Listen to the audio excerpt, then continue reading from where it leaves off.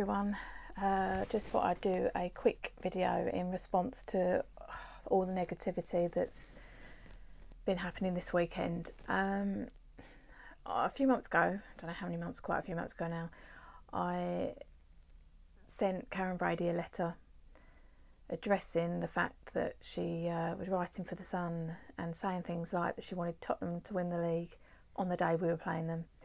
It's no surprise that I never received a response, but I feel that I need to make another attempt. I know it's pointless, I'll probably never even watch it, and you know, who am I? Just one person expressing their views the same as anyone else, and we all feel differently, but I just thought it was worth a go, so I thought I'd record a video, this time to the board as a whole. So here it is for Karen Brady, David Sullivan and David Gold.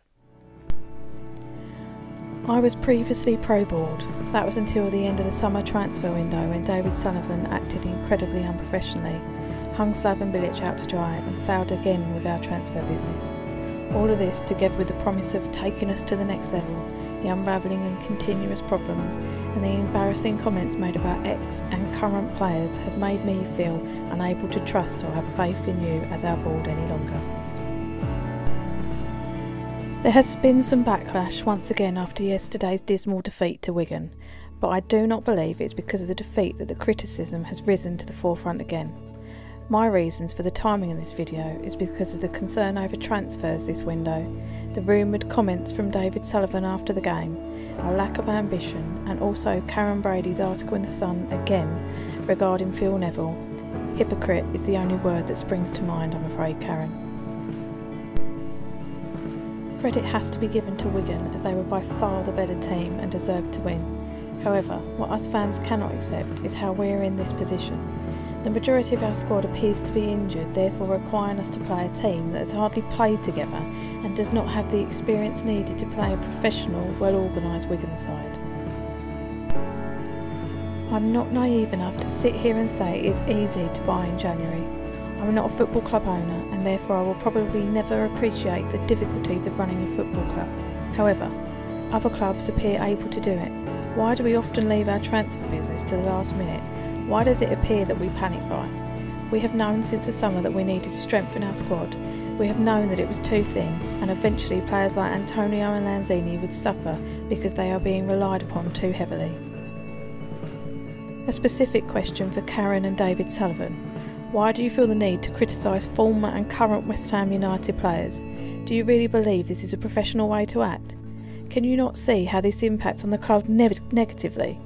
What player in his right mind would choose us over another side when they are aware of board members stating that their sons begged their dad not to sign two players that are currently contracted to the club, and that they weren't a triumph? I unwillingly accepted that we had to leave Upton Park, but under the premise that we had to do it to progress. Instead, we have lost our spiritual home for a soulless athletics venue, and yet we are back in that all-so-familiar relegation battle.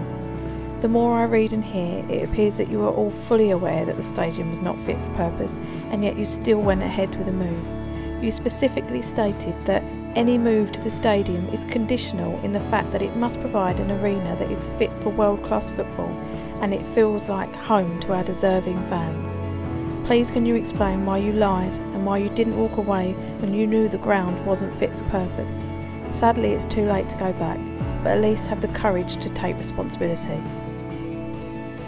There is no doubt in my mind that you are all aware of the many fans' feelings regarding the many issues, but I think fans would like an honest response to the current situation at West Ham United. If there are things that us fans are not aware of, please address it with us openly and honestly. We just want the truth, and to know that you are in it for the right reasons.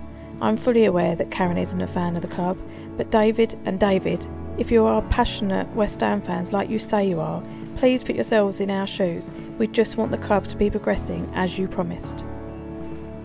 Do you honestly believe you have kept your promises? Do you think you haven't let the fans down? Do you believe you have done the best for the club you support? If you respect and understand the fans as you have suggested you do in the past, I think it's only right to admit your mistakes, take responsibility and apologise. Yes, we can't go back, but have some decency and prove you do want the best for our club.